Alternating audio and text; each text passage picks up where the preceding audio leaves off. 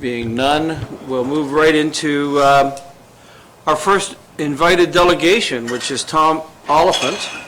And Tom's going to talk to us about the Muskoka Lakes in pickleball. Thank you, sir. Good morning, ladies and gentlemen. Welcome. Basically, I'm here to ask for a freeze on our user fees of our arenas and community centers that we use for pickleball. We use the Bala Arena and the Port Carling Arena in the summer times, and we use the Milford Bay Community Center all year long.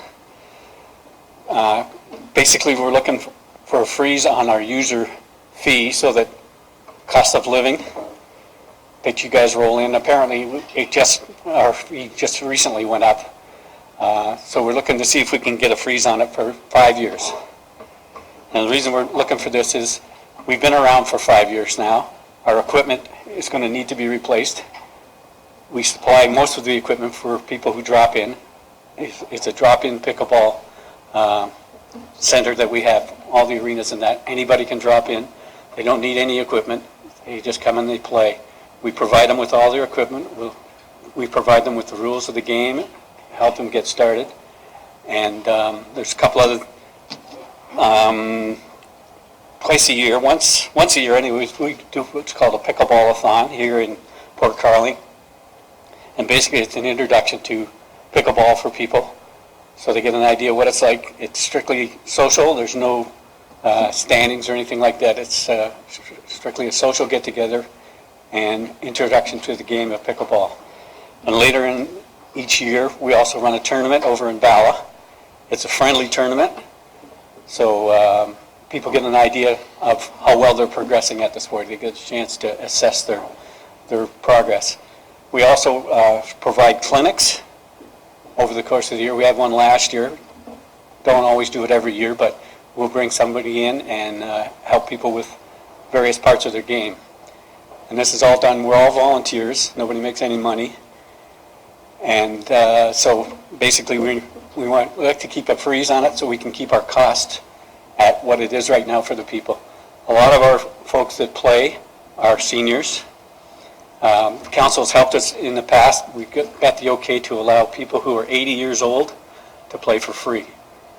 So we've appreciated that. We're hoping you can help us again with this deal. Like I said, a lot of our players are retired and they're on fixed incomes.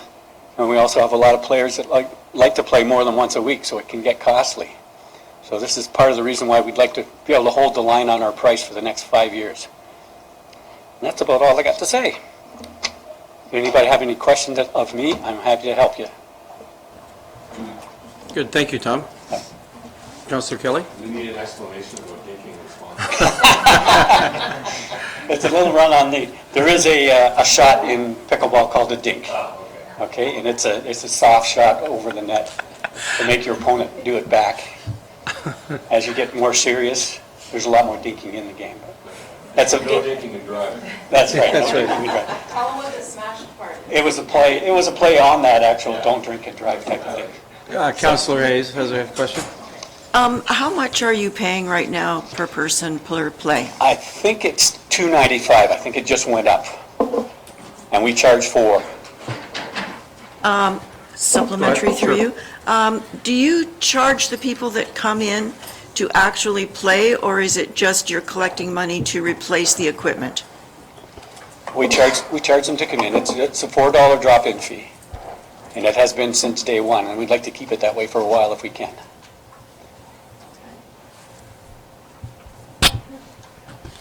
Any other comments?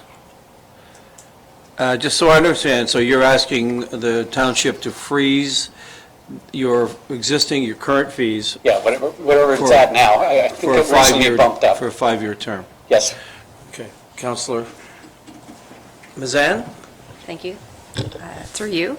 A question for Mr. Becking. What is the cost of this to us as a township?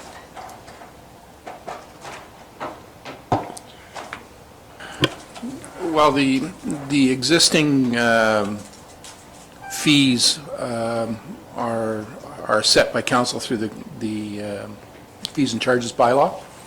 And the fees and charges bylaw has a built-in escalation clause at rate of inflation, which we implemented. At this point, there's no cost to the township because we're charging what council has approved. If we hold the line, then we would be losing 5 years at 2%, so 10%.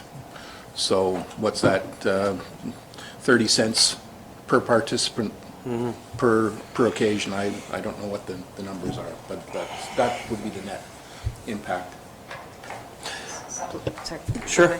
So really, if we're driving community, having people be healthy, getting out and social, using our facilities, the cost is like peanuts, is what I'm hearing. Right. Would seem to be. Councillor Kelly? Thank you. Through you, just, I'm fully in support as someone who has a pretty good vantage point over the arena in Port Carling. Pickleball is attracting all sorts of people. I won't say of all ages, but certainly of the age that normally isn't attracted to use our arenas and on our facilities. It's nice to see the lights on. It's nice to see people socializing and participating, getting physically fit. So I think this is a terrific idea. I would question whether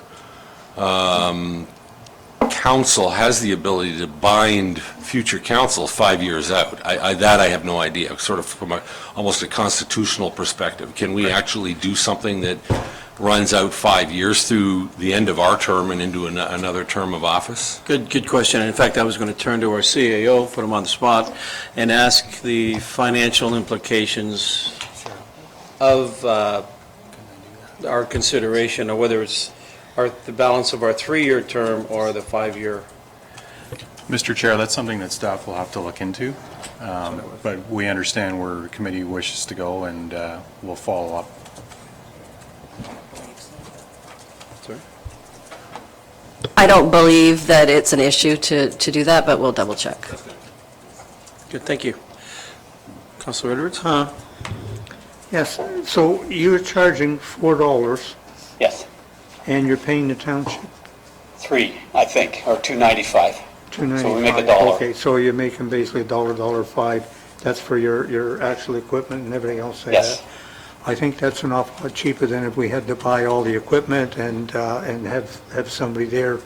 And that I would support this. I would support it for 5 years if it can only be done for 3, but I can't see why it can't be done for 5 years. And I would support freezing it. Good, thank you. So then I would turn back to you and ask if there's that support here at the table now, do we still need to go back to staff and ask to bring this back with next month, or just take it to council? I guess we need the report first, so we're talking a couple of months. I don't know if that... So, I mean, staff can report back to committee, and once we get some direction from committee, we will integrate that into the budget process as need be. Thank you. We not check into that and just move it right to the next council meeting? Well, I guess that's my question as well, my thought. Staff are happy to do that if that's committee's will. And then I think sorry, Councillor Hayes? Other organizations use not the arenas, but the community centers, and as long as they don't have to pay to go, there's no charge, there's no $2.95 charge. And I'm just wondering if maybe we should entertain that kind of idea, get people out playing pickleball, not charge them the $2.95, and you look after your own equipment, but people play for free. Would that be something that we would want to entertain?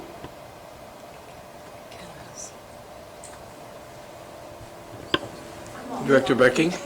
With respect, Mr. Chairman, there is a cost to operating our facilities, and we're not making money. Quite to the contrary, we're not even breaking even at the present time. That would represent a significant subsidy to this organization, and then begs the question: do we then start doing it for any and all organizations as well? So I would certainly, if that's the wish of the committee, We can certainly estimate what that would mean to the corporation in lost revenue over time. Okay, thank you. Chair, sorry, CEO? Your chair. I'm the chair. Thank you, Mr. Chair. So I'm also mindful, too, that the township has a community grants program. And if this is another sort of area that we should be exploring, and I'm mindful as well that we will have a report coming forward on how we revise our grants program, and that may be something we look at through that process. Right. Okay, so listen, I think what I'm hearing, we certainly receive your request, we understand it very clearly, Okay. And we will have more fulsome discussion here, and it will be considered, it is being considered, Okay. just so you know that. Okay? Thank you very much. And then we'll come back to you, we'll report back, we'll let you know the results of that All right, shortly. Okay, thank you, thank you. appreciate your time. Did you want it to go right to council? I don't think, do we want it to go right to council?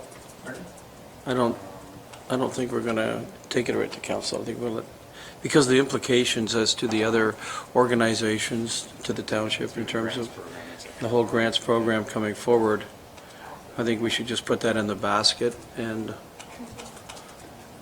if that's, Can we put the fees on hold for now, like not have them increase if they're scheduled for 2020, until we make a decision? we're talking a month, right? I think we're talking a month, maximum 2 months budget. Mr. Chairman, the increase has taken effect, so there won't be another increase for another 12 months in accordance with the current bylaw. Okay, committee, are we okay with that position? Good. Okay, I'm going to call on Pat Young from the, sorry? Sorry, I believe that the fees go up in January. I believe that the fees go up in January, Sorry, Pat. according to the bylaw. It's effective in January. So the increase, yes, but the increase, there won't be another increase until 12 months ends. The increase is in January. So be it. Unless I misunderstood, I think the request was that we hold it at the new fee, not that we hold it at the 19 fee. I think he was willing to accept the new fee. We didn't clarify that. I don't think I'm clear on that. I'm not clear on that. Well, I think based on the information, we'll go back, and if we have to somehow, regroup for a month or two, I think because of budget being, pending and everything else that's in front of us with the grant aspect of it, I think that it's wise just to let it bounce for the moment until we can factor those other pieces into it. Agreed?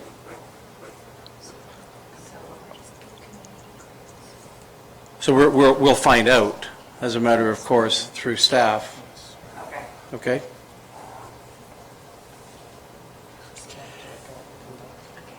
Sorry? No.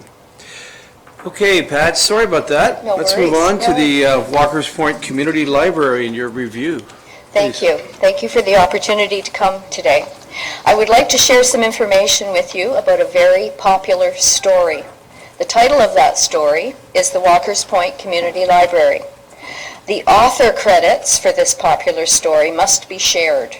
Author A would be the Walker's Point community, specifically dedicated volunteers, library patrons, and citizens. Author B would be the library donors, those who support us financially. Author C is the Township of Muskoka Lakes Council. The initial release date for this good news nonfiction story was July of 2011, and after almost 9 years, the Walker's Point Community Library continues to be a sought-after title. And of course, every good story has some interesting chapters, and this one is no exception.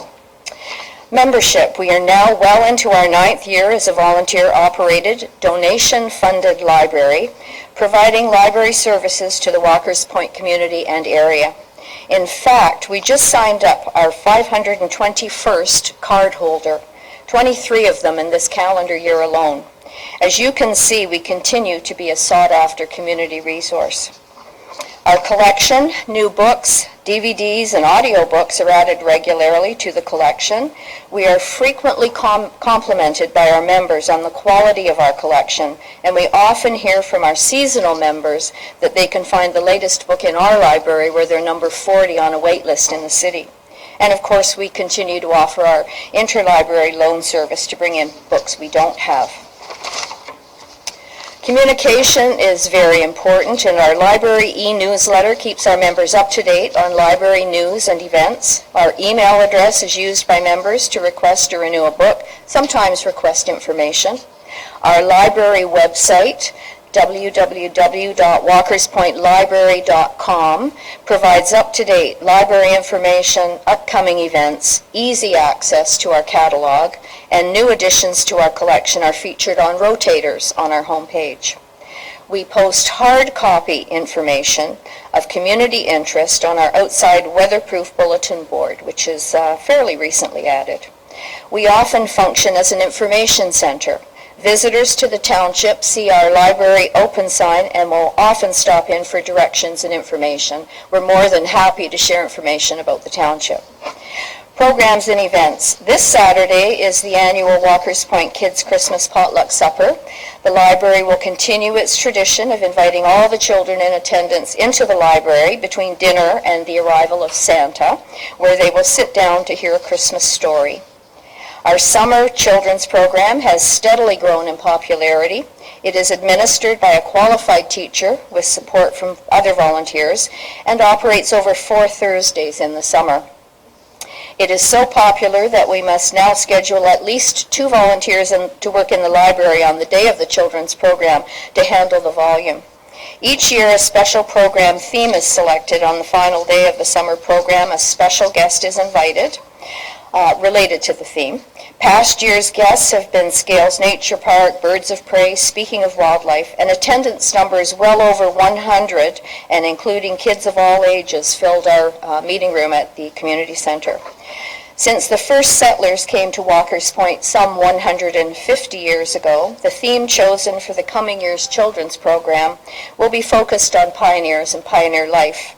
Planning is just now getting underway, and if past years are any indicator, it is sure to include fun and educational activities, special guests, and much more. So watch our website, www.walkerspointlibrary.com, for dates and details as the planning unfolds. Each July, we have celebrated the anniversary of the Walkers Point Community Library with a summer celebration held in partnership with other community organizations such as the Walkers Point Volunteer Firefighters. The community is again invited for celebration cake, a barbecue, fire hall tour, and perhaps meet an author or two. Going forward, our library board has recognized the importance of succession planning to the future sustainability of our library. And we have developed a governance document which includes, for example, board composition, orientation, officers, term of office, and so on. We are currently putting the final touches on it in areas such as board eligibility in a seasonal community, quorum, and electronic meeting attendance. And the last chapter I'll tell you about, last but definitely not least, is our volunteers. The success of our library is built on the solid foundation of our dedicated volunteers who generously and consistently give their time and expertise to provide the quality of service that have been so heartily embraced by our community. Now, what would any great story be without a review? This came from one of our members and regular donors this year, along with her donation. If you will allow me, I'd like to read it to you. It pretty much says it all, I think. To the wonderful volunteers and board that make the Walkers Point Library a reality, thank you. You do a fine job and provide us with a high-quality collection and interesting programs. We think it reflects positively on the community as a whole. We are pleased that the township sees fit to match donations. They should, with all the work you put in to make it happen. We like your emailed newsletter. Keep it up. Sincerely. The epilogue, or in closing, The past support of council through its ongoing commitment to match our fundraised dollars has most definitely been integral to our success, and for that we are most thankful. It has been very important to our donors to know that their donation is matched by the township, and they also appreciate that they can receive an official tax receipt for their donation. We are hopeful that council will continue to see the value of their investment and match fundraised dollars again this year, and that we will be able to continue to communicate that commitment to our, through our publications and on our website. Thank you very much. Thank you, Pat. Are there any questions or comments, observations? Councillor Edwards? Well, asking, what is the cap on it now, like for actual township donating? I'm not sure about it. $27.50, I believe, is the cap. That's what I thought, like. Oh, is it? Okay, So- okay, I didn't know that. And Okay. that, but Yeah, I think it's money well spent, and I would support it 100%. I have since Thank you you, Al. started, and Thank that, you. and I would support it again. And, you know, even if we raised it to $3,000 in the budget as a cap, I wouldn't, and that, and matching dollars and that. Good. Well, that will certainly be considered in the budget process, and that would be our commitment to you. Listen, I've seen you in your native habitat, and I must say, Walker's Point, you people are, you know, a whole other level of commitment, and, you know, I think you're an anchor of our whole township library system, if you will, and I personally appreciate you, you know, great job. thank you very much.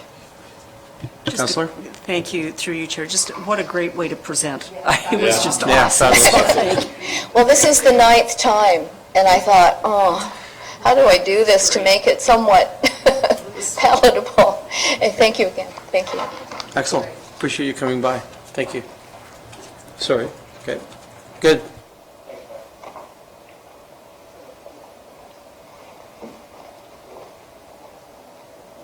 Sure. Yeah. So just in that regard, your request will go forward to our budget consideration. All righty. Thank you very much. Thank you.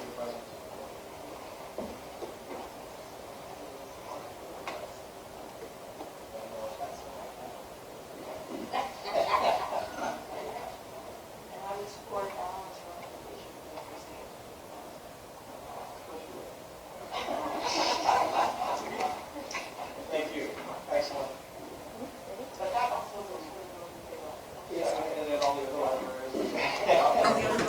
Okay, I love it. Okay, thank you. So we're going to move on to the, some dialogue with our Public Works folks.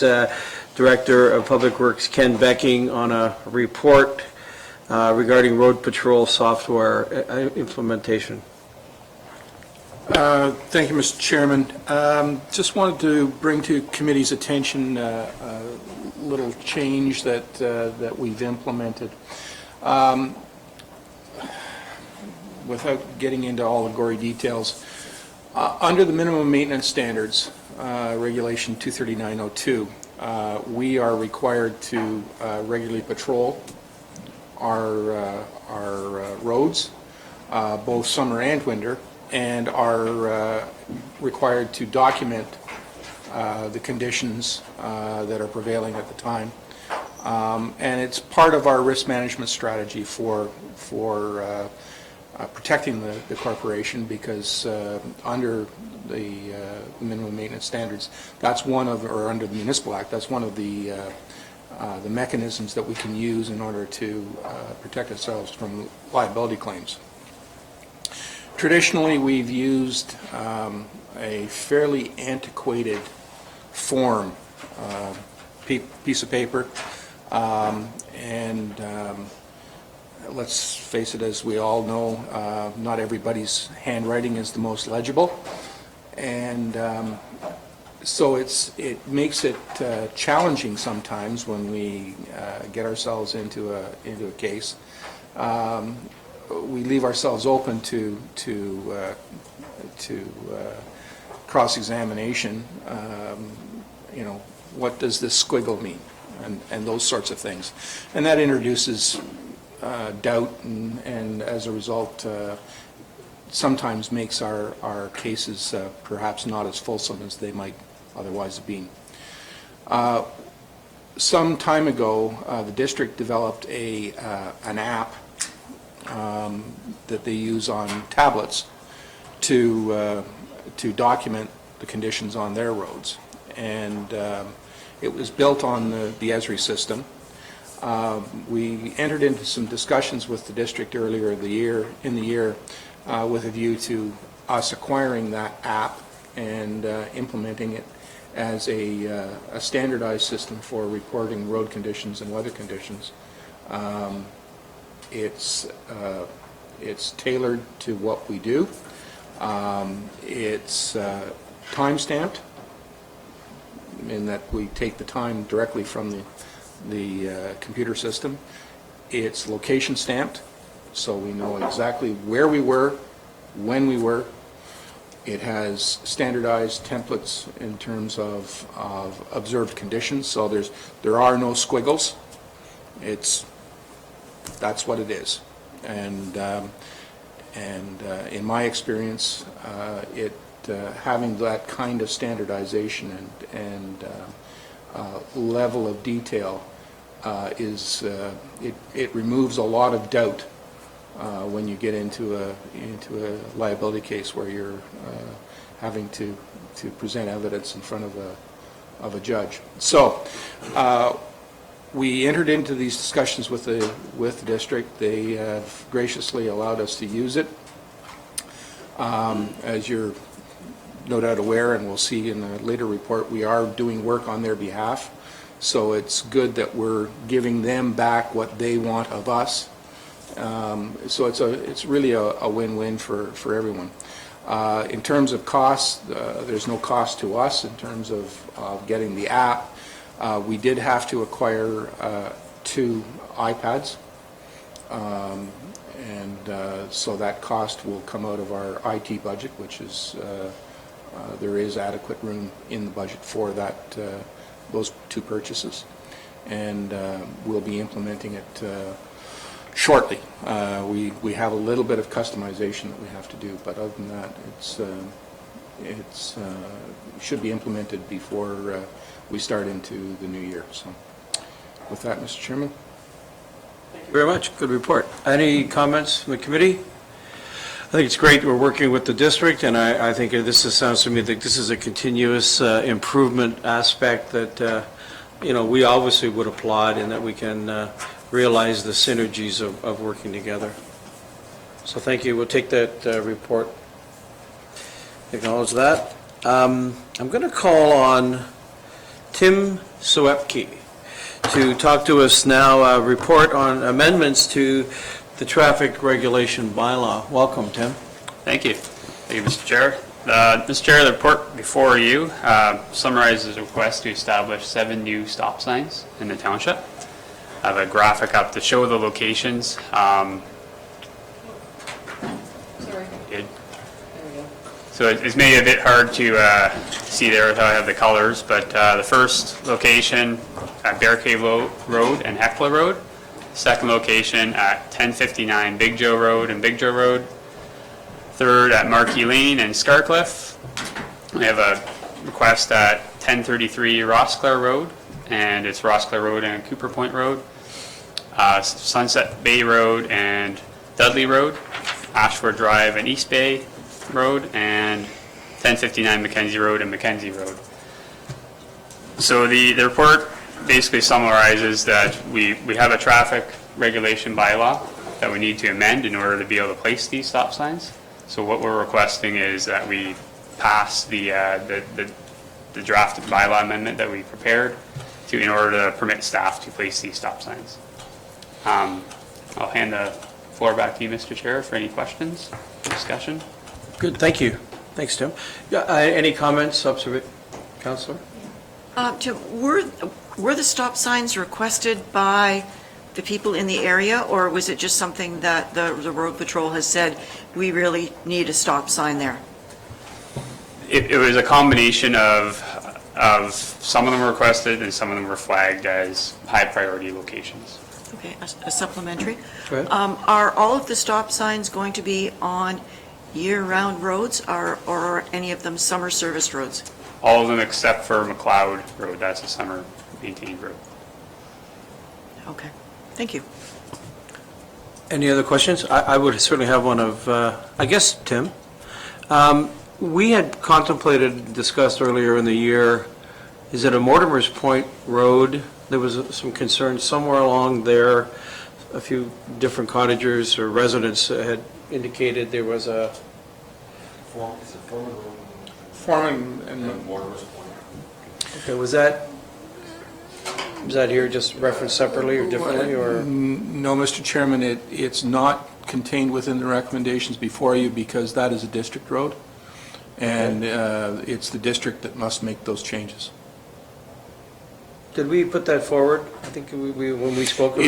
It has been brought forward to the district's attention. I don't think that they are amenable to the requested changes. I guess that's it. Yeah, okay, good. Okay, well, listen, if there's no other thoughts or questions, I'll move this resolution.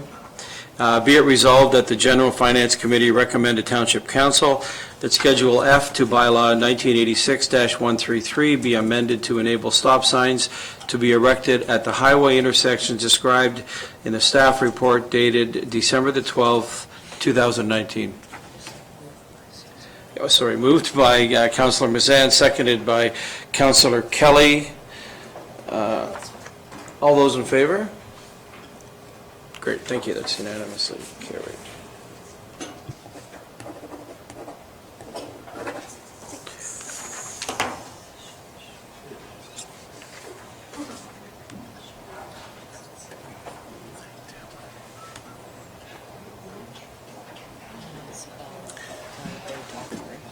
So the next report is on the Bala Bay dock, actually the Bala Bay Bridge, as I read this, load posting bylaws.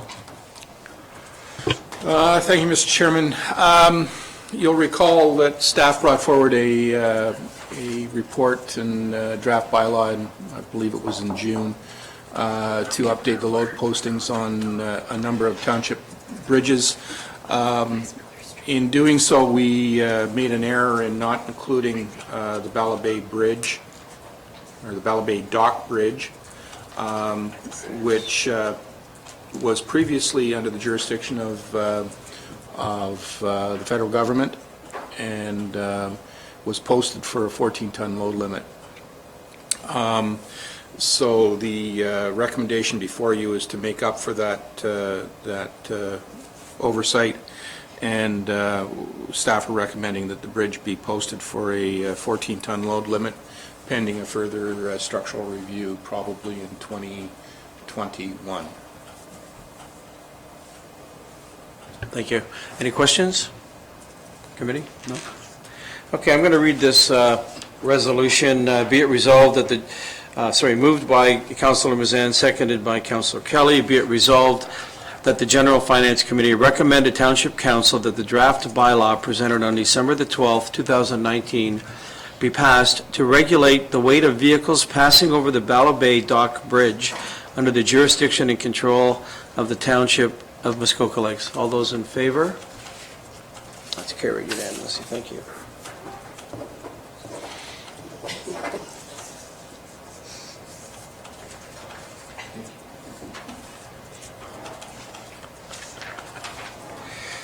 Councillor Kelly.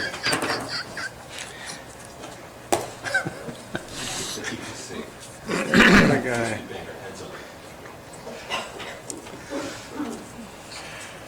Okay, we're going to call on our Director of Public Works, Ken Becking, again, relating to the road maintenance service agreements with the district. Thank you. Thank you, Mr. Chairman. As I referred to earlier, The township maintains district roads within the township for the District of Muskoka. The services have been provided pursuant to an agreement that was originally executed in 1977. Since that time, there have been significant changes in relation to how road services are delivered.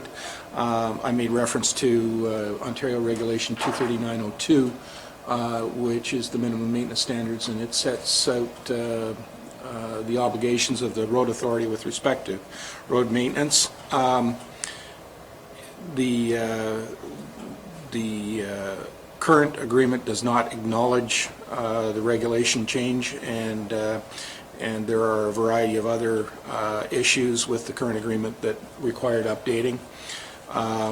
The district and the area municipalities have been in discussions for a considerable number of years to try and hammer out a revised agreement, and we've arrived at what we think is a reasonable agreement for the parties. It's been vetted by legal counsel, which have been paid for or secured jointly by the municipalities, as well as had input from both the area CAOs as well as the area directors of finance. So the agreement is before you for your consideration, and with that, Mr. Chairman, I'll be happy to answer any questions. Thank you. Committee? Thoughts, observations? Councillor Hayes? This is a very meaty report, much different than the original 1977 report. If you were going to draw our attention to anything in particular, any change that we go out, we do the work, we put an overhead on it, we charge the district, is there anything that you would want us to really look at well before it gets to council? Mr. Chairman, I think no. I think the agreement, quite frankly, is fairly simple and straightforward in its essence. It is based on the Ontario regulation that applies equally to ourselves as it does to the district. The services that we are providing are no different after this agreement gets passed than it was before. It's simply a codification of and a recognition of the changed regulatory environment in which we operate.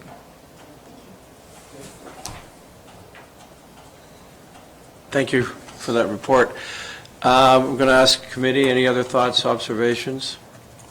If not, then I'm going to read this resolution, which is moved by Councillor Hayes, seconded by Councillor Kelly. Be it resolved that the General Finance Committee recommend to Township Council that a bylaw be passed to adopt the road maintenance service agreement between the District Municipality of Muskoka and the District of Muskoka lower tier municipalities, substantially in the form attached as Appendix 1 to the December 12, 2019 staff report, and that notice of approval of the agreement be provided to the District Municipality of Muskoka. All those in favor? Okay, thank you. That's passed unanimously. We're going to have a report now from our clerk, Cheryl Mortimer, on the AODA status update at program review. Cheryl?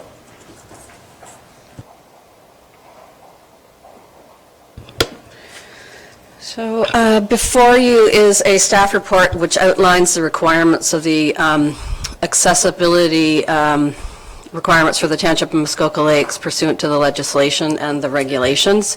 So the staff report kind of gives a history of events and dates of updates to the policies and the plan. The legislation requires that a 5-year plan be put in place, which in 2014 we put one in place. We had a plan, we updated it to a 5-year plan. Before that it was an annual requirement. So it's a 2014 to 2018. Today, I've updated that plan to 2019 to 2023. However, each year, we are required to do an annual status update report. So I've provided the 2018 status report. It's a little late in the year, but it got done, so by the deadline, and the review of the plan has to be done by the end of this year as well. We will be bringing forward the 2019 status report early in the year because I've pretty much got most of that wrapped up and know where we stand. I can answer any questions if there are any, and we're in pretty good shape. I mean, municipalities are required to upgrade facilities, et cetera, when we do major renovations or we do rebuilds.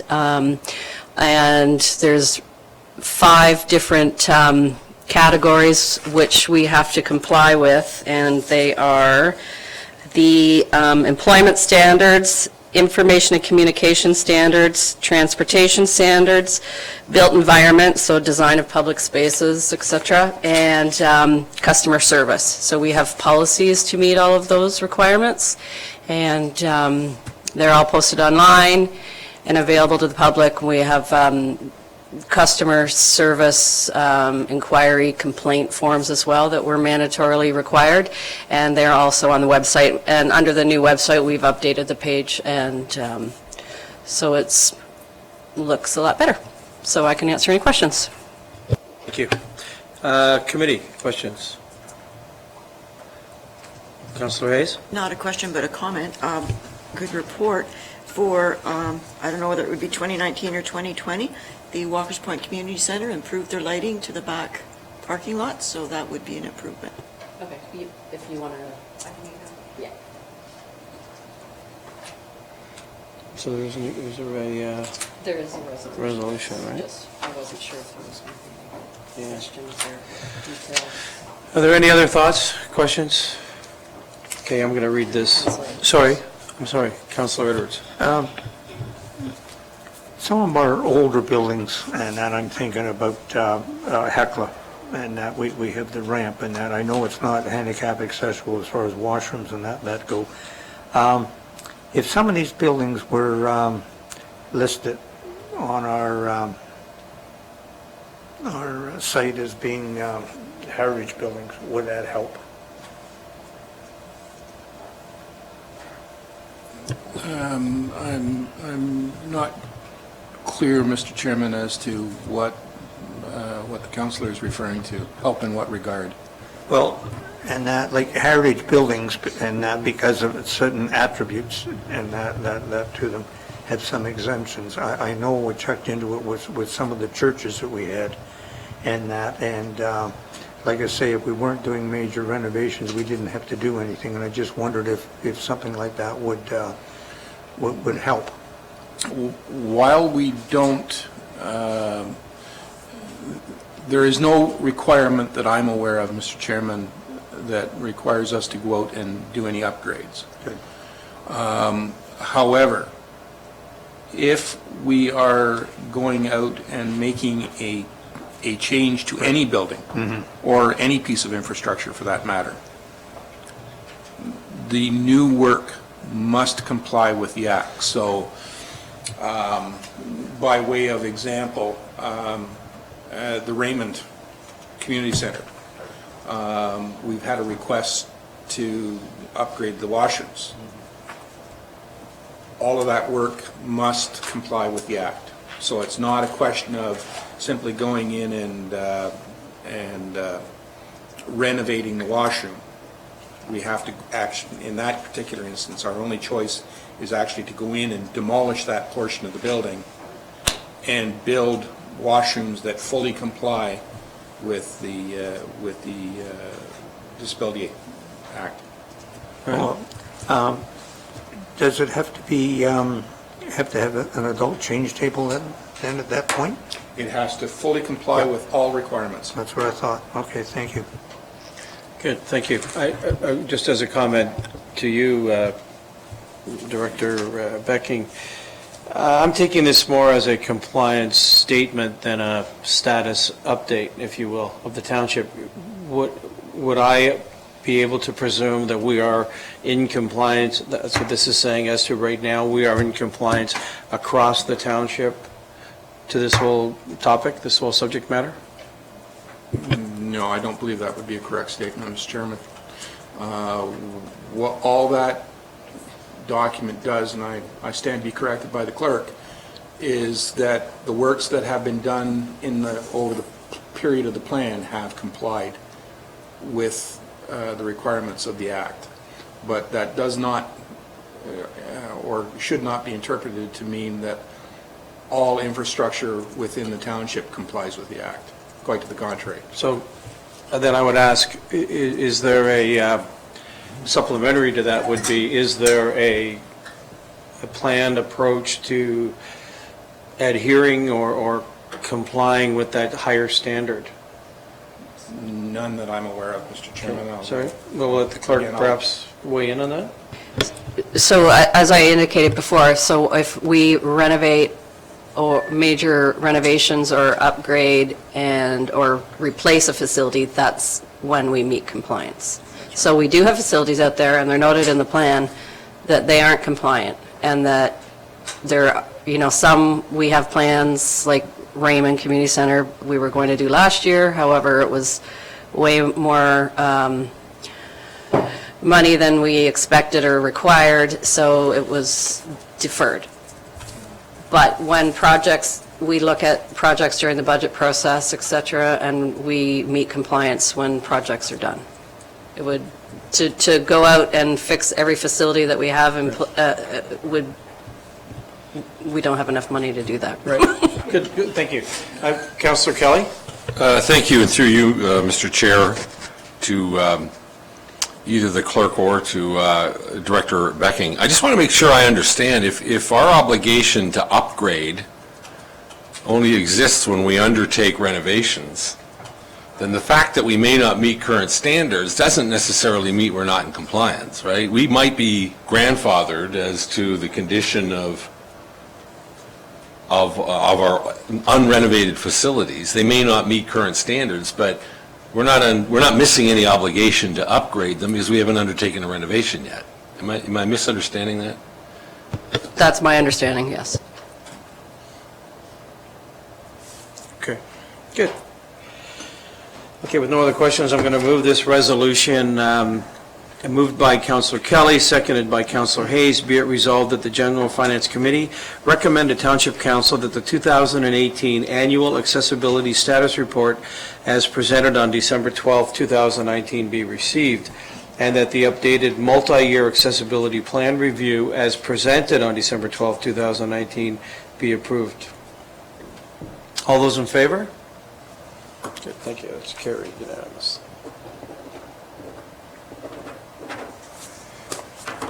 Good, thank you. Okay, we're going to call on the CAO to give us a report. Thanks, Mr. Chairman, and good morning to members of committee. So this report provides you an overview of the update to the Township CAO bylaw, and it's provided to you in the spirit, as you noted earlier, of continuous improvement. You'll note, firstly, that the current bylaw dates from 2006, and the Municipal Act outlines sort of generally the duties and responsibilities of the CAO, and then the bylaw provides a little bit more detail. It's interesting, in my view, a number of the provisions in the current bylaw are vague, very general, to sort of outline my duties. And I found it very interesting that one clause, in fact, indicates that I can report to the Ministry of Municipal Affairs if council invests or spends money improperly. And I think over the span of 13 or 14 years with notions of increased transparency in municipal government, that's probably not necessary anymore. So the new bylaw has provisions which sort of speak more directly to what I do on a daily basis, and to assist you in sort of understanding in a comparative fashion, Appendix 2 provides directly comparable provisions in both bylaws. So, Mr. Chair, happy to answer any questions that the committee may have, but thank you. Good, thank you. Committee, any thoughts? Good. Where we go. Moved by Councillor Hayes, seconded by Councillor Mazan. Be it resolved that the General Finance Committee recommend to Township Council to approve the revised Chief Administrative Officer bylaw attached to the report entitled Update of the Township CAO bylaw dated December 12, 2019. All those in favor? Thank you. Carried.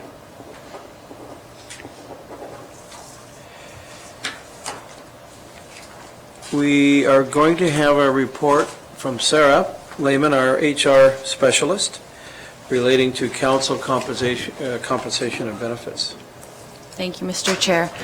So we started talking about this topic in October as we were working through our staff compensation. So we started, I was requested to bring more information about council compensation and benefits. And so in November, I was asked to provide just more detail and updated detail on the compensation side.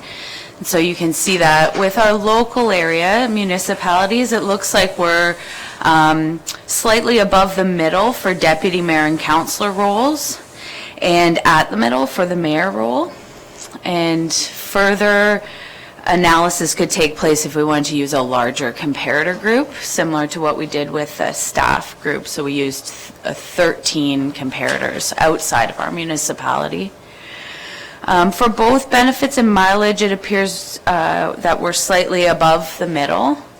However, it's possible with the benefit or mileage policy that we could make some modifications to make it more meaningful to the group, so working slightly within our current budget or just tweaking the plan. So that's, I've provided an enhanced option and a modified option based on the feedback from the last meeting, and also to show how we could cater the benefits to the group. So it is possible to pick and choose from different categories to build a plan, not for individuals, but for the whole group together.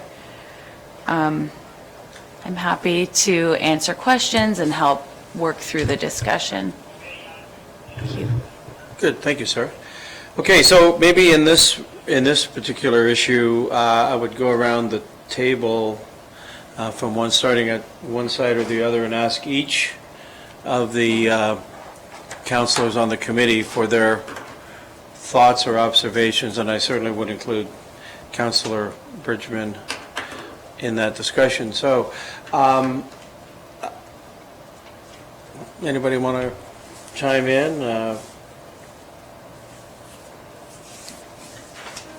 Okay, Councillor Hayes? I can start. Thank you. For myself, I would like to see an increase in the health costs. And I still have a feeling that Muskoka Lakes should be not in the middle, but up near the top as far as salary ranges would go. And, but the health costs are more important than that, so that's what I would do. Councillor Nishikawa couldn't be here today, and she also sent her thoughts, and she would like to see an increase in the salary for both the council and the mayor to above the middle, and she believes that our constituents realize our commitment to them and that we do take that extra step and it should be recognized. So I guess that's my comments. Okay. Anyone else? Councillor Kelly? Thank you. Through you, this particular issue is one that I wrangle with personally, because I find it very unusual that we're in a position where we have some opportunity to not influence, but to decide or determine our compensation package and specifically tailor it to our needs. I don't need the mileage, thank you, but I would like to triple the salary. But the reality is, we all signed on to this job under the present, conditions, and I just find it a little awkward to have this conversation. I think that our compensation should be at a bare minimum at the midpoint, but everybody thinks that. Everybody thinks it probably should be double the midpoint and 3 times more valuable than any other jurisdiction. But the reality is that, we signed on, we entered into this arrangement understanding if there's some tweaking we can do to make a healthcare benefit package, more tailored to the demographic that we have on council, then with little or no additional cost, then great. I just find it kind of odd. I would have liked to have been in this circumstance through the balance of my career, where I could just write a number on a paper and say, just pay me that. I just find this a little odd. We knew what it was coming in.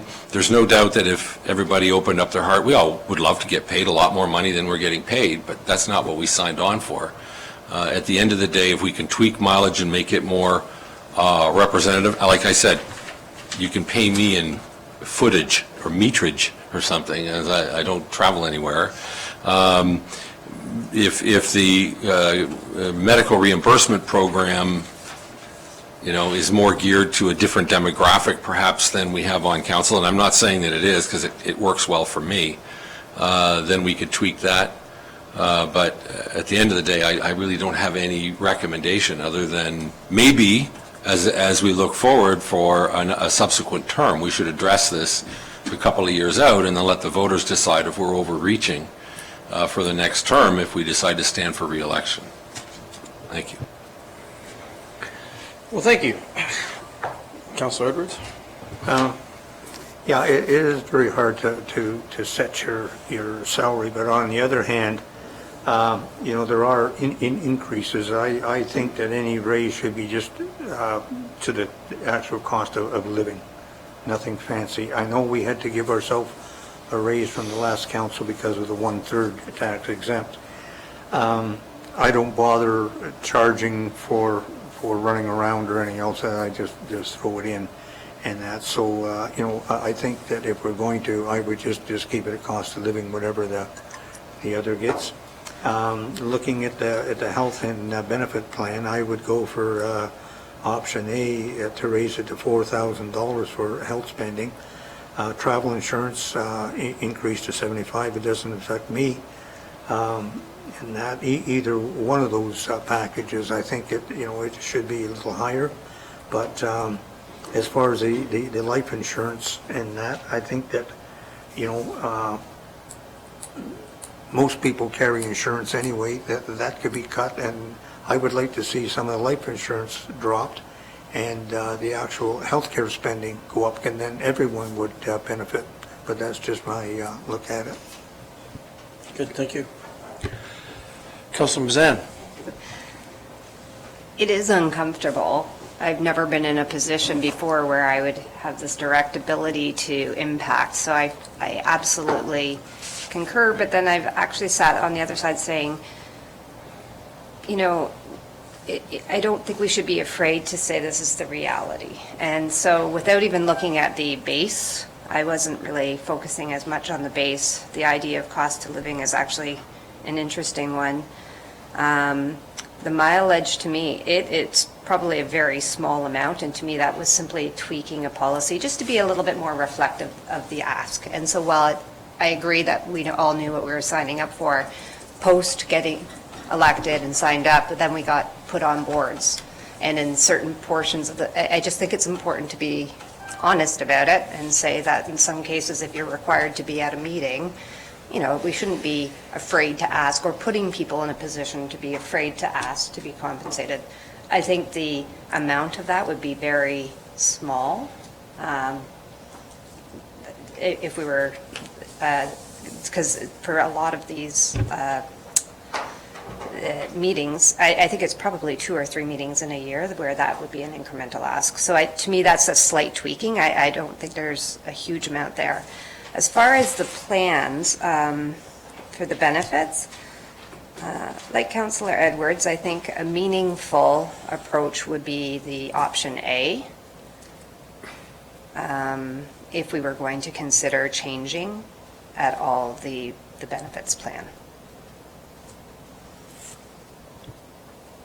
And if I could add, sorry, I think we chose that number 4,000 simply based on one of the other townships.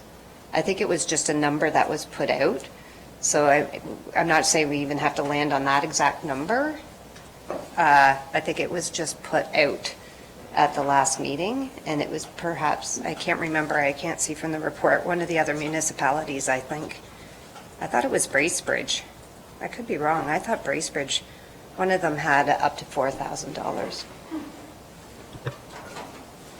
Yeah, through you. Sorry. Thank you, through you, Chair. Bracebridge had proposed that, so upon further review, it had not been accepted yet, so you don't see it in there now, but it was a proposed number. Like recently. Recently, but they haven't implemented it yet. Yeah. Thank you. Okay. Councillor Bridgman? Sorry. Of that, sorry. Sorry, thank you. Through you, I want to make sure I understood. You were talking about being appointed to boards and compensation. Are you talking about travel allowance for getting back and forth to those meetings? Or are you talking about additional base salary per board assignment? I wasn't sure what you were referring to. My apologies. So after we were put on community center boards, we were appointed to those boards. And, well, for some, it's walking across the street. For others, it's driving a fairly significant portion across the population. So for a hall board meeting, if the requirement is for a counselor, whether it's me or if it's somebody else around the table or for future councils, I just think it's being, we shouldn't be putting people in a position where it's uncomfortable for them to say, can I please be compensated for my gas to get up to a meeting? That's what I was, yeah. So you're referring to Mileage. out-of-pockets to get, mileage, okay, that's Yes, fine. sorry, I not being thought you were specific enough. proposing some salary enhancement. Sorry, not salary. Thank you. Just reflective of a cost to actually attend a meeting. Sorry, thanks for that clarification. Okay. Good. Councillor Bridgman? Through you, Chair, thank you. A suggestion, if we're uncomfortable with what our salary is going to be, we could actually say we're going to pick the median point of everybody else in the district, or the average point, and that's what we peg our salaries at going forward. So we take the personal part out of it, but we stay relatively the same as everybody else in the area. Just a suggestion. It takes away the, what do I really think I'm worth? And secondly, I agree with the option A, compensation, because the $4,000 I think is really important, because having life insurance as my background and group benefits, even young families with children, if they're doing orthodontic work or anything else like that, this becomes a really, really good benefit to have. And I think it helps recruit people to sit here. And also the age 75 for retired people who have the time to do this. That's a huge benefit if you have any health issues. It may drive our health costs up over the township, but I just think it's a way of giving back when we have relatively low salaries. So that's just my point. Great insights. Go ahead, Councillor Mazan. And I'd like to add to that comment, and I really am grateful for you to say that. We sit around on economic development, we talk about what the average mean income here is. I know personally that getting benefits is something that is a significant portion of somebody's quality of life. And in a seasonal population, I think also just demonstrating it's okay to ask for things. We tend to be a little bit careful and cautious. I think it's a meaningful approach, and I agree with you that if this helps and inspire even one other person that this is a new career path for them, then I think that's worth it. Thank you. The clerk would like to make a couple of comments. So, we have a policy in place that is an automatic increase for cost of living for counselors. So we have a policy, so if the budget includes that, and then council can decide whether they want it or not. So I think 1 year council recently determined not to take the one, or the cost of living, but it's a program that we already have in place for salaries. And then with respect to the mileage and committee meetings other than council and standing committees and committee of the whole, et cetera, there's also citizens going to those committees, so then that's a ripple effect. So if councillors were to get mileage for attending a community center hall board meeting or coming to an advisory committee meeting, there's all kinds of citizens on those committees, so then, we'd have to consider paying them mileage as well. So those are some optics that we would have to consider. I'm sorry, I'm going to go, thank you. I'm going to go back to this, which I raised before, and I don't know whether we could get our accounting people or someone. I believe we can claim that on our individual tax returns. So you keep track of our mileage. When we're required to go to a board meeting, that's part of our job. And so because we're contractors, we're not employees here, that can be part of our expenses that we can take off of our tax return. And that would be a way of compensating yourself for it. And I believe we could use the same mileage amount that the township would use. But if anybody else wants to look into that, then I think, or that would be an answer for Good thoughts. I wonder if we could, just for a moment, not that this is, we are a precedent-setting new council, but certainly historically, Sarah, if you could speak to that, or perhaps between you and the clerk, historically, how have other councils or handled this issue? Just based on some of the comments today, there's a discomfort or, the chat. How do we frame this up for council as a recommendation to our CAO? Thanks, Mr. Chair. So I understand the unease or awkwardness that you feel in discussing this matter, and I think it's perfectly natural to feel that way. I think I get a sense of where committee wants to go. A couple of things come to mind is we can take a report to council based on your commentary today. Alternatively, you could recommend to council to strike a citizen committee to review this for you. It would be sort of, more drawn out and take longer to get to that goalpost. It's an idea that Mr. Becking had. But I think that what you're discussing is generally in line with what is done across the district. So I don't know that we need to go to a citizen committee, but it's certainly an option.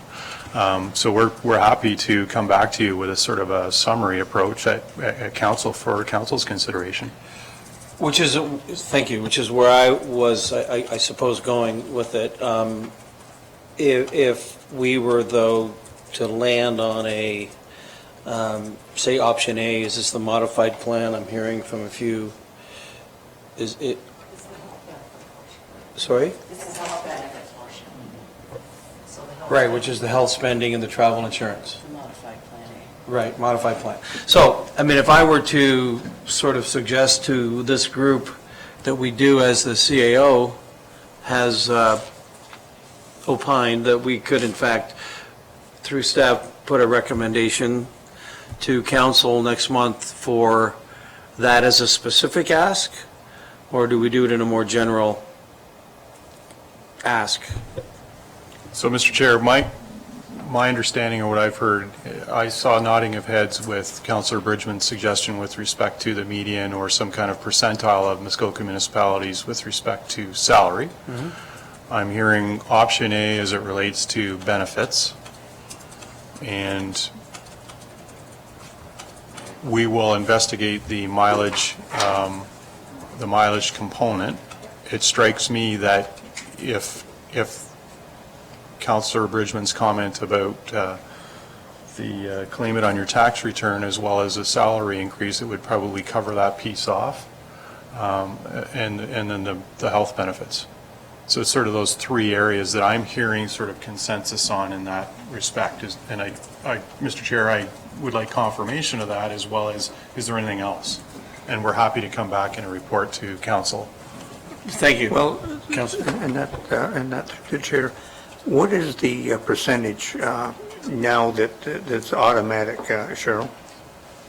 or, sorry. What's the percentage increase over year for council and mayor?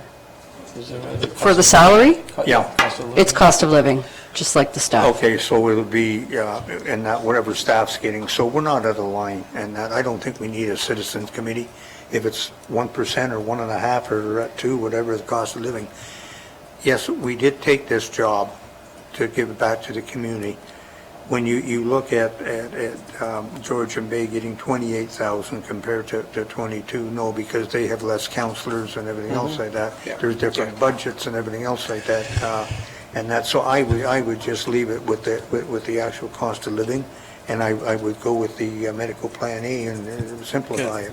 So I'm sensing support for what the CAO, looks like a common sense approach to going to council next month with this. Do we need a resolution? Well, just a consensus of The everything. consensus at the very least, that based on the CAO summary and our input, that would come forward to council next month.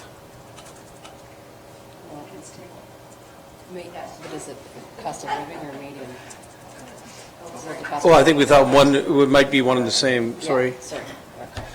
Mr. Chairman, it's not my place to dive into this, but I can tell you, with respect to the mileage, if you are to claim it on your income tax, which Councillor Bridgman is correct, what you have to do is you have to record, obviously, your starting odometer reading at the beginning of the year, and hence the reason why I'm chiming in, because we're coming up to the new year. You'll have to record your mileage that you use your vehicle for any township function. You'll have to record all of your expenses, so repairs, maintenance, operating expense, insurance, fuel, all of that.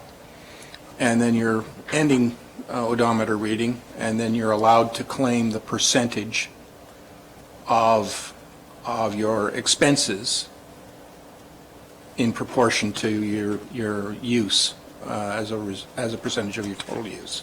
That's how it works.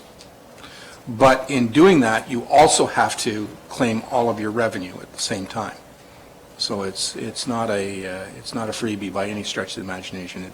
Quite frankly, in my humble experience, it's a royal pain in the you-know-where to do it that way. So anyway, that's what I know. Thanks for that.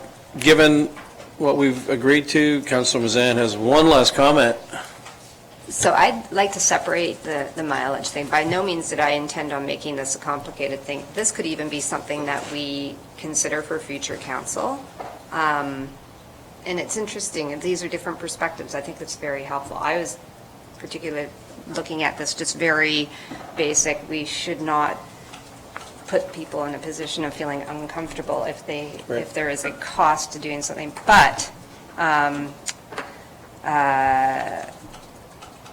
I wouldn't mind hearing from staff some thoughts and recommendations, because I wasn't even thinking about the implications that Cheryl brought forward either, by changing what I see as a simple tweak is what I'm hearing, and not necessarily a simple tweak. So perhaps separate it from this, the conversation about the median and the benefits, and perhaps come back at a future time just to say, is it a policy that needs to be looked at or re-looked at or reconsidered? And you're speaking specifically of mileage? Of the mileage piece, yeah. Okay. I don't want to cloud the two issues Okay. in any way. Fair enough. Yeah. So with that clarity, I think we can move on, given support, given a nod of heads. Support.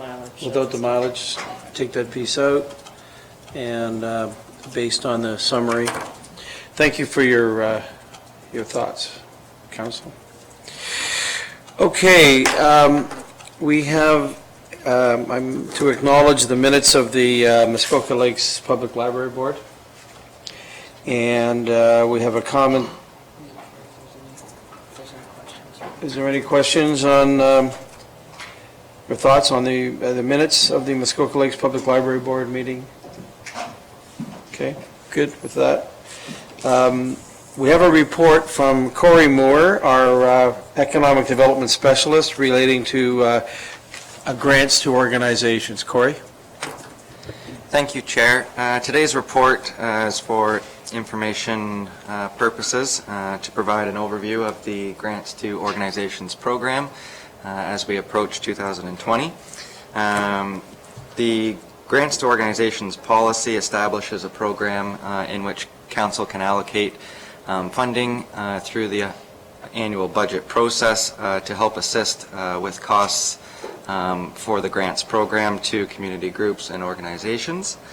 So just as a quick overview, we do have 3 funding streams through this program. We have the community grants and the event and festival grants that are reviewed by our Grants and Economic Development Committee with recommendations that are made to Council. We also have our operating grant stream that is provided for community organizations to assist with operating costs. Examples include our Muskoka Lakes Chamber of Commerce and the museum. And the funding amounts for them are considered as part of the annual budget process and approved by Council through that. Moving forward with the 2020 program, we're hoping to launch the program next week with a deadline of mid-February. And most importantly, moving forward, we continue to look at ways to improve the program.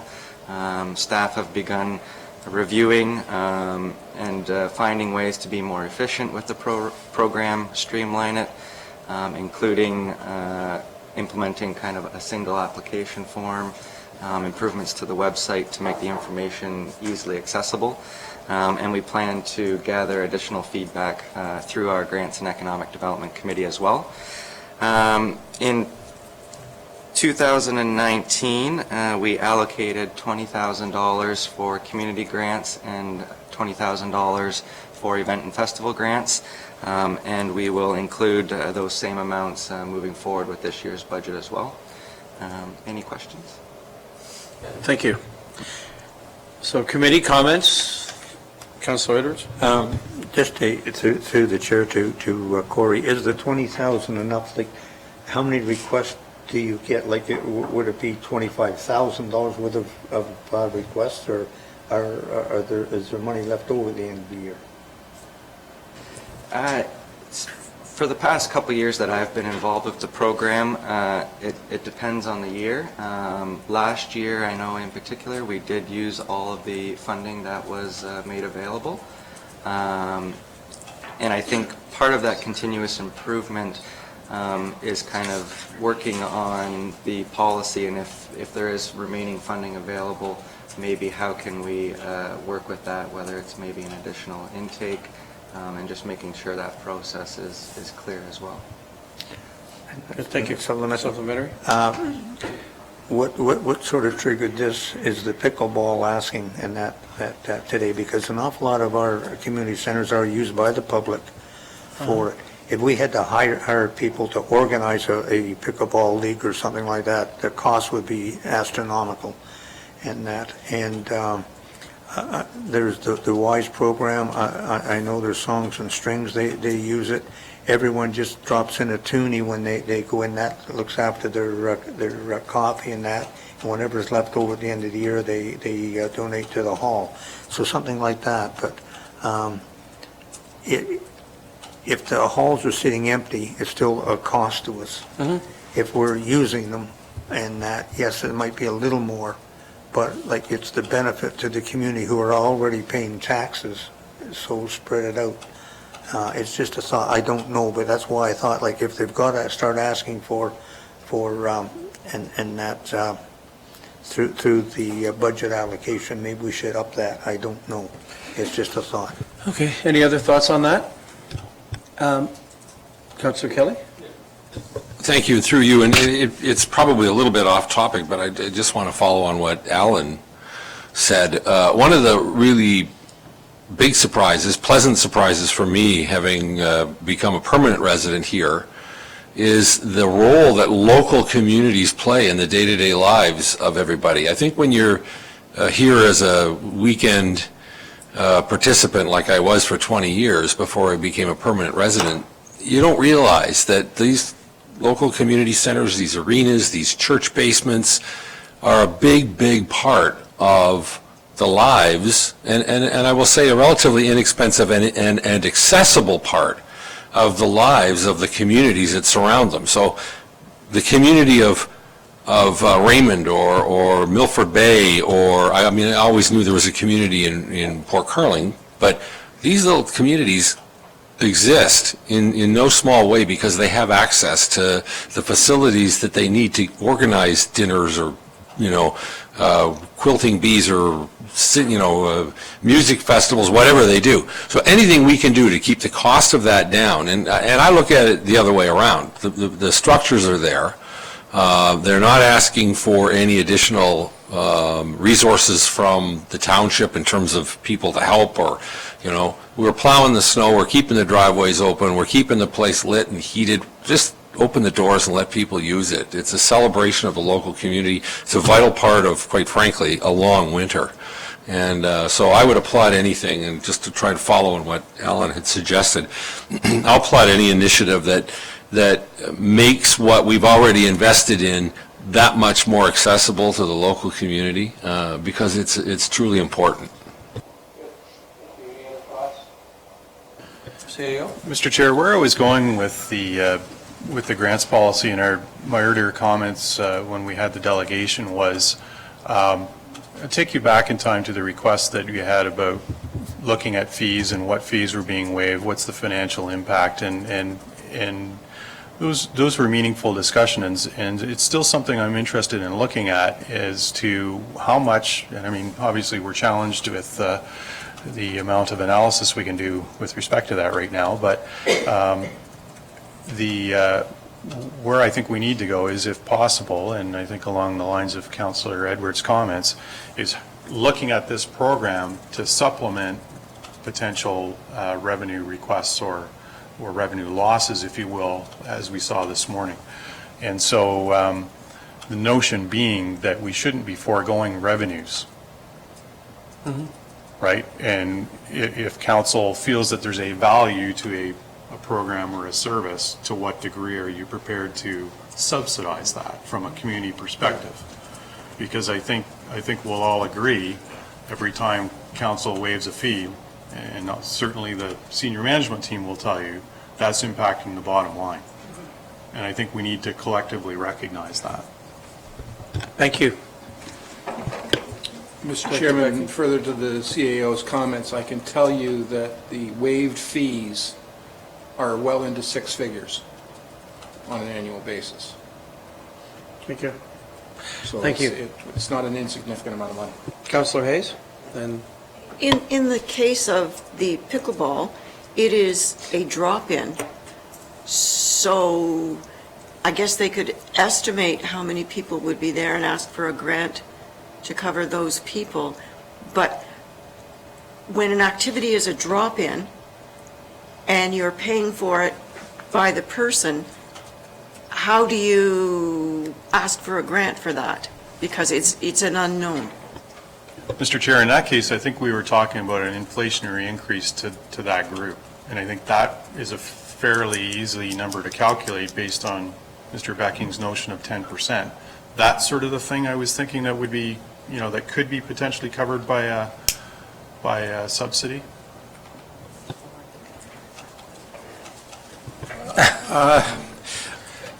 I think, there's many ways you can go about it.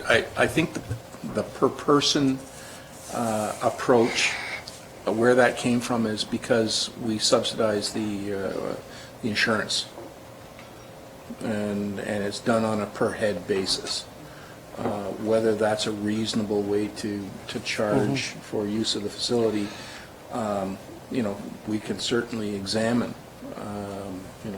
Should we be going to a flat rate? Because whether it's one person or 10 people or 100 people, the costs, as far as the building is concerned, is more or less the same. So that's something that could be considered as an alternative approach. Thank you. Councillor Edwards? Yeah, through the chair. Further to Councillor Kelly, the Oldswater had their Christmas party there. And unfortunately, of course, with the furnace being down, they had to move it to Raymond. But I hear there was over 45 children there. Santa Claus came, every child got a gift, and that wasn't from the township, that was from the committee and the community. Our volunteers, if we put a price on what the volunteers do, it'd be well over six figures. It'd probably be into Sure. 7 or 8 figures. So, you know, I mean, I think our taxpayers get off pretty reasonable with the amount of volunteers, because I know over the years I've volunteered for soccer, and when the township were charging, it really left a sour note with Yeah. them.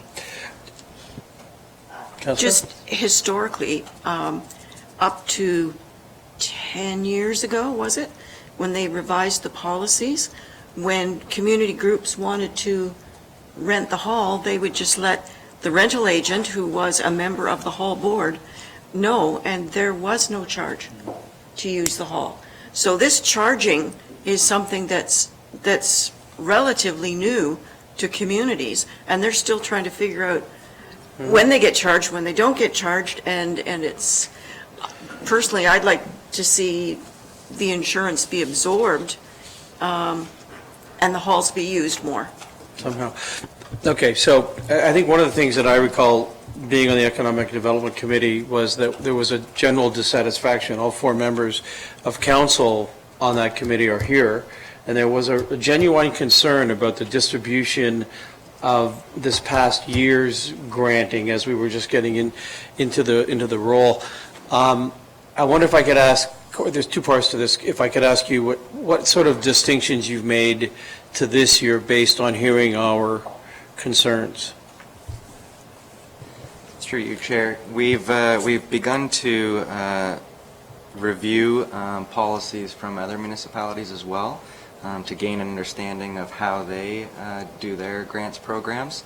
And through that, what we've found is most municipalities that have multiple streams tend to just have a single application form to simplify that for community groups and organizations. So that's one aspect where we'd like to move forward with for this year.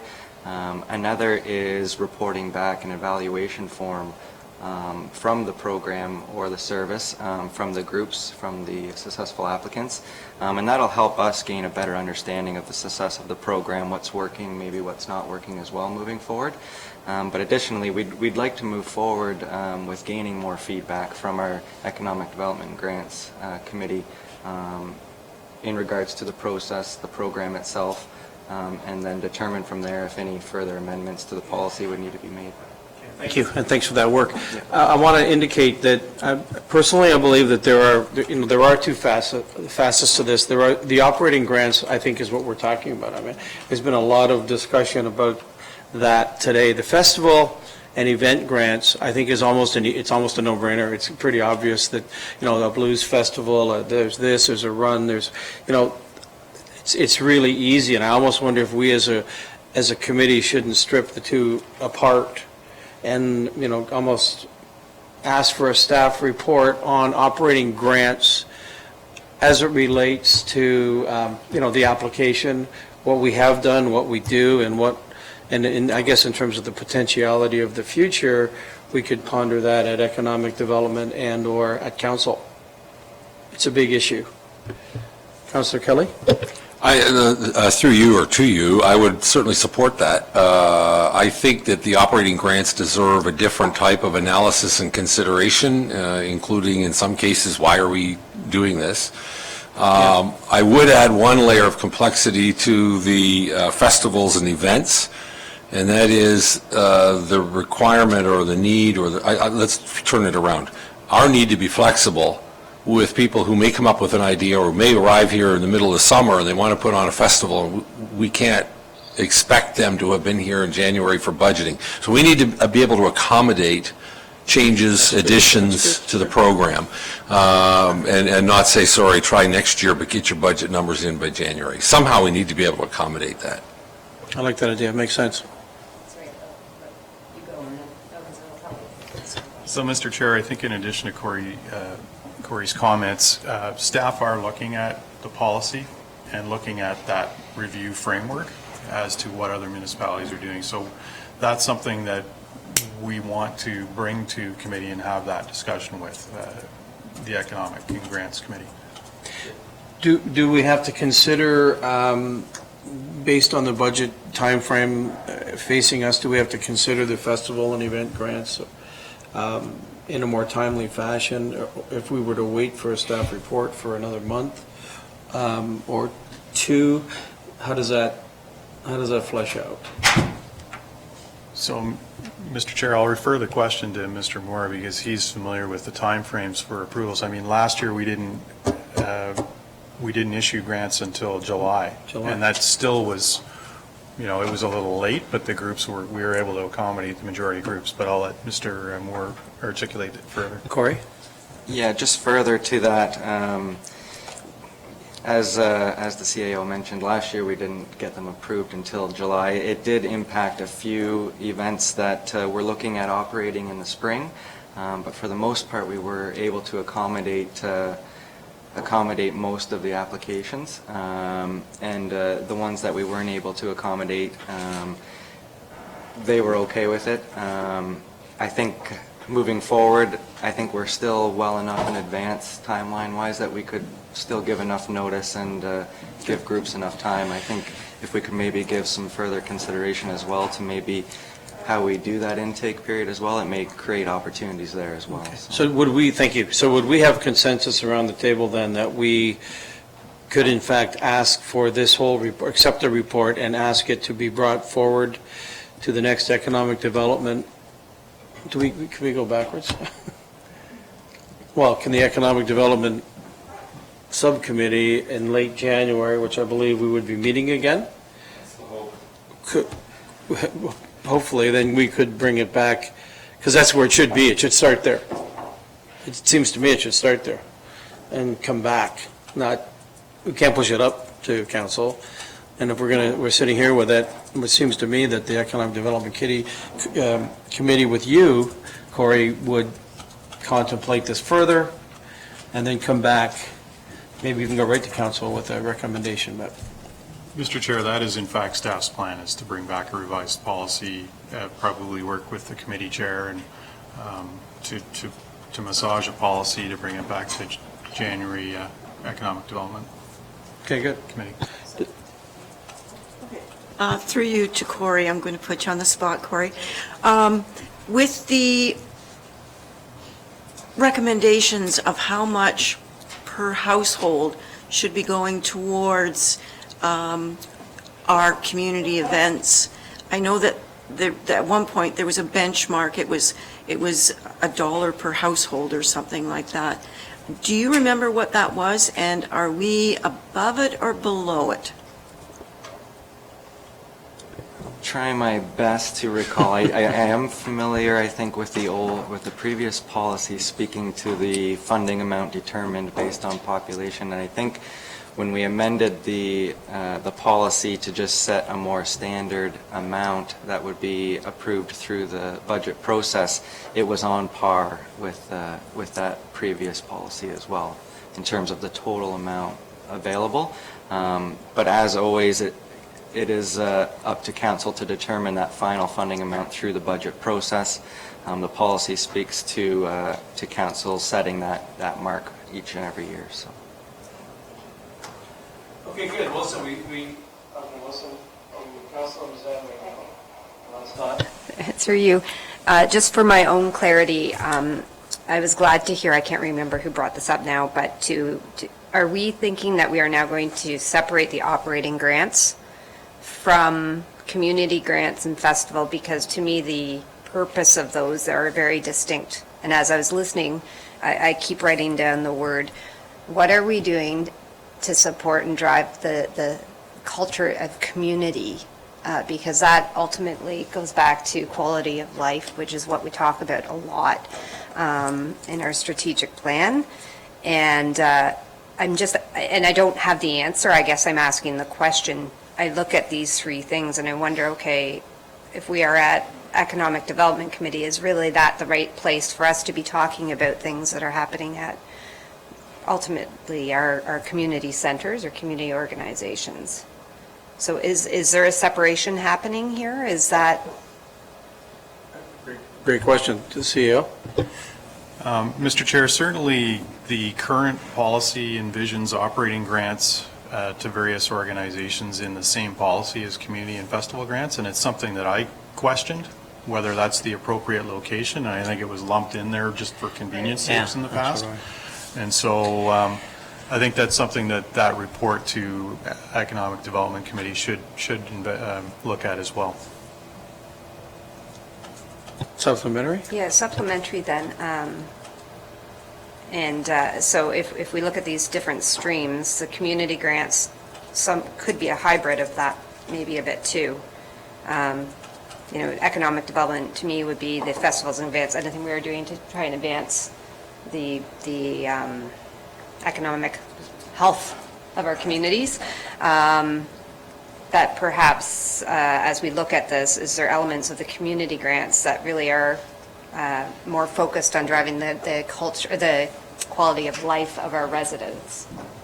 So just if we're going to go through this exercise, we may want to look at perhaps, are they in the right category so that you have the right people making the right decisions about